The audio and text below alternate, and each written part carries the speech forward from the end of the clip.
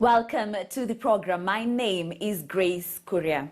Now, members of the National Assembly resumed their sittings from a one-month recess today afternoon amid condemnation and criticism from Kenyans on grounds that they abandoned the electorate at the hour of need. Now, despite gazetting a special sitting that was to take place last week, the leadership of Parliament called it off for fear of contracting the dreaded COVID-19 disease until necessary concrete measures are taken. The National Assembly's entry is already full with various proposals aimed at cushioning Kenyans from expected hard times ahead. Now, Patrick Amimo will be following up on that sitting and now joins us live from our City Centre studios.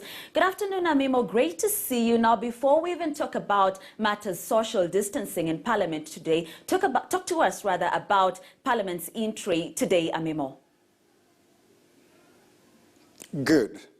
Parliament, especially the National Assembly, will resume this afternoon, but only apart from the former tradition where we would have expected maybe the 347 members to be in the chamber. This time round, we'll only have 53 members sitting in that plenary, and this due to the COVID-19 pandemic and matters to do with social distancing. So only 53 MPs will be in the National Assembly. And when you look in the Senate, their counterpart in the Senate, only 28 senators out of the 67 will be sitting in the Senate. So that is how things are in Parliament due to this COVID-19 situation and the social distancing. In the National Assembly, they'll be resuming to look into matters to do with that is the COVID-19 pandemic measures that have been put in place by the government to address that particular matter. And we'll see, apart from that, there are those taxation measures, some of which were meant to ease the situation, especially when we saw the president make that pay-as-you-earn reduced from 30% to 25%. Already that matter is on board. There was also an idea on reducing VAT to ensure that Mwananchi is not taxed heavily with regard to those measures. So those are the measures members in the National Assembly will be looking into this afternoon, and they'll be holding two sittings.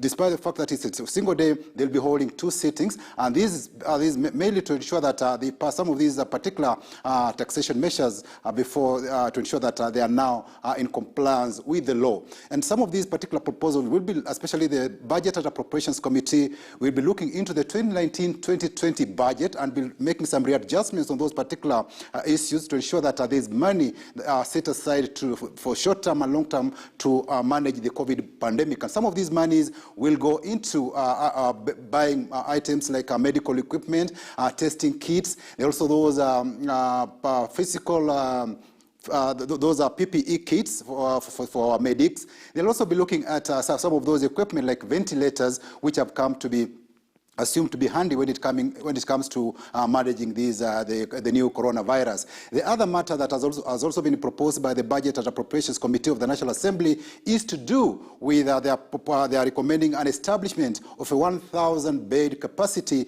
to manage infectious and viral diseases such as COVID. It's something that has now come to the limelight and the leadership now that there's air travel has been crippled and this disease has equalized each and every person. So you are supposed to be treated in your own home country. So this has come to dawn to members of Parliament, and they are now proposing at least a 1,000-bed capacity to manage infectious diseases and viral diseases such as the current situation we are in.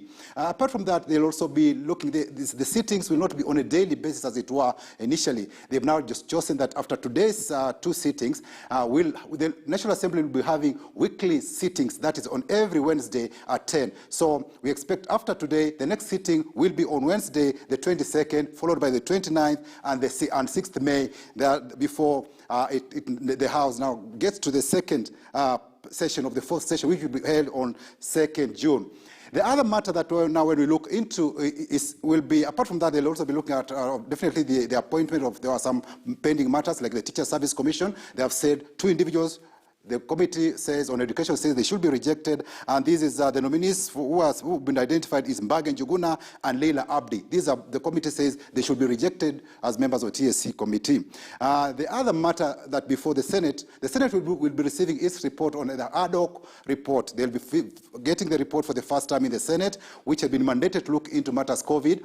That committee chaired by Johnson Sakaja, it will be presenting its report before the Senate, and some of the measures that have been put in place to do with COVID. Also, the Senate, apart from that, they'll also be looking at that particular the Division of Revenue Bill, which is before the House, and that particular Division of Revenue Bill will be passed today by the Senate to ensure that counties get the necessary funds necessary for these to manage this particular pandemic and also pay their staff.